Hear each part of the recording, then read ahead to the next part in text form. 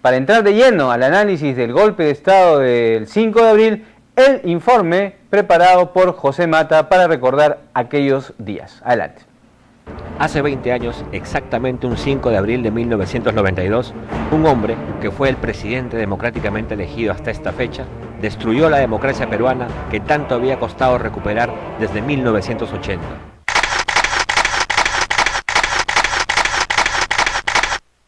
El país estaba sumido en el caos. La pobreza e inflación alcanzó niveles impensables.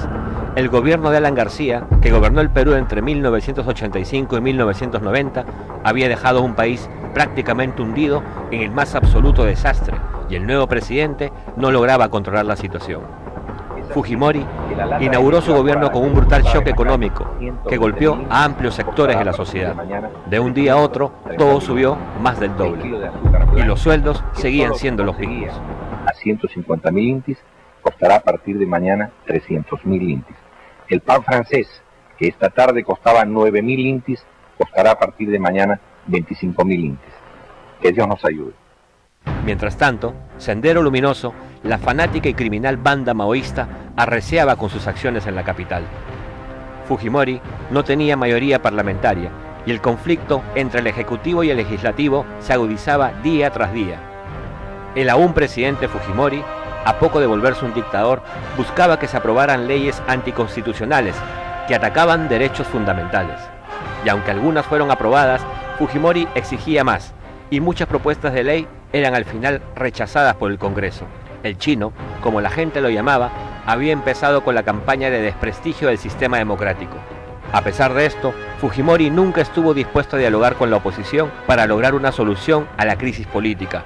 Él quería que la situación se haga insostenible para poder ejecutar su plan, un plan que no pasaría por el camino de la democracia.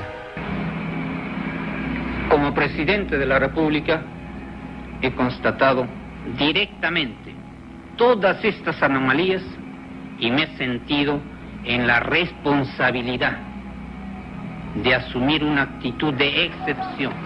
Primero, disolver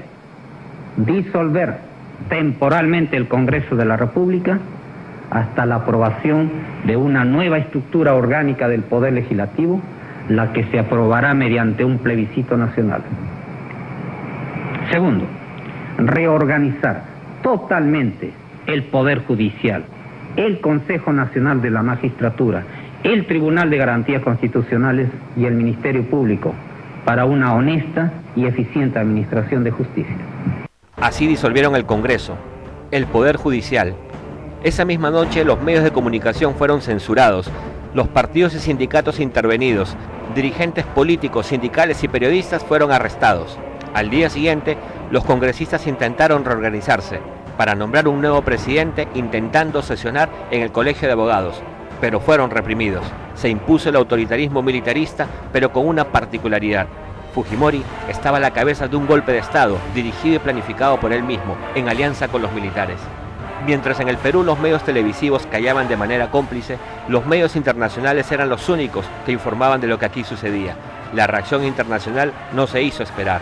Rápidamente llegaron airadas protestas desde el exterior, reclamando el retorno al orden democrático. El Congreso, que sesionaba aún, decide nombrar como presidente al vicepresidente Máximo San Román, pero ya todo estaba consumado.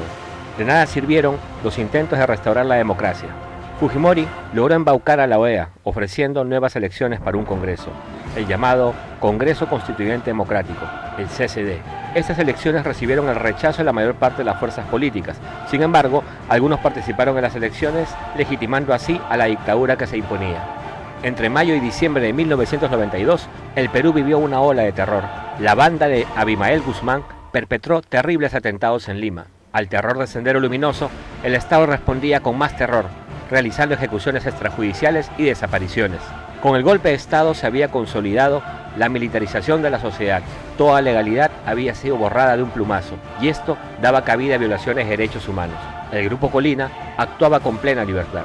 Una vez aprobado por medio de un referéndum muy cuestionable, el CCD logró la aprobación de una nueva constitución que eliminaba la hasta entonces vigente Constitución de 1979.